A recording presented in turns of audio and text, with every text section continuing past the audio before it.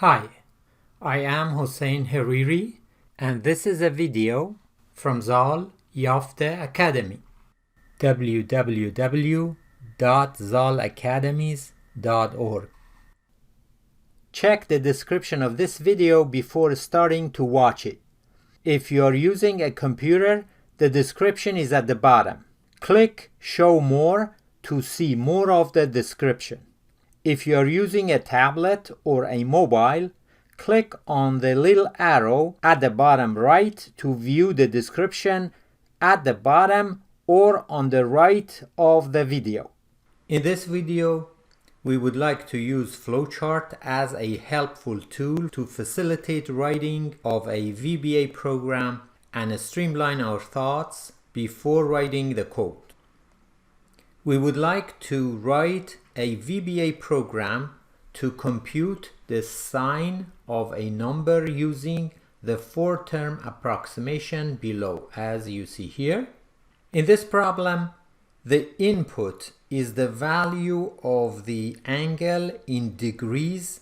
However, the formula that you see here, the x, is in radians. So, the input in the degrees should be modified before inserting into the formula to compute the output sine x. Let's name the function mysin that you see here, which refers to sine of x. The input is named dig, shown in the parentheses. In the flowchart, we have two red parallelograms, as you see here, one in here and one in there, for input and output.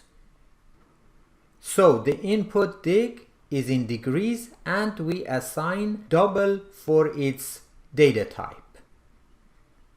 The output is mysin, and for that also we assign double as data type.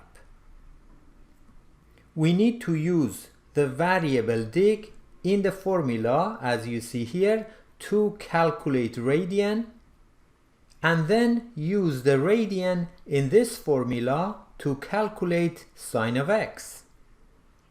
Therefore, we need to define two new variables here. One of them is rad and the other one is sine rad. Also, in this formula, since we are using pi as a constant, we need to define that constant as well. Therefore, we need to declare those. As you see, we need to declare rad as a variable, pi as a constant, and sine rad as a variable as well. And the code will be here.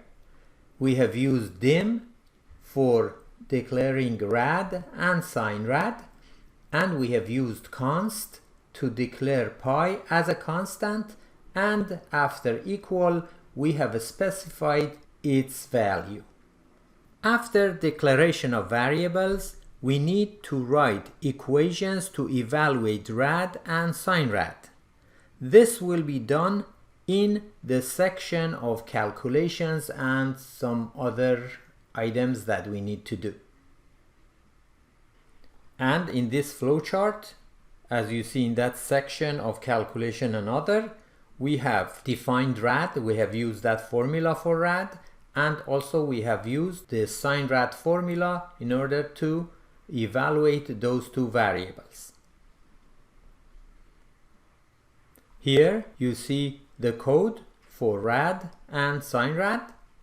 Finally, we need to assign sine rad to mysin and say that what is calculated for the variable sine rad is in fact the value we should expect for our output mysin.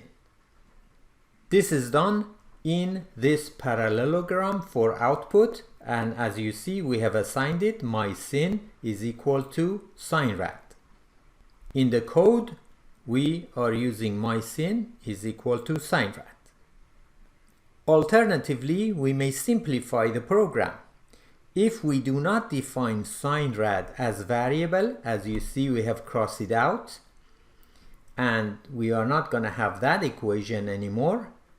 And directly we are going to assign my sine to that formula that we previously used for sine rad.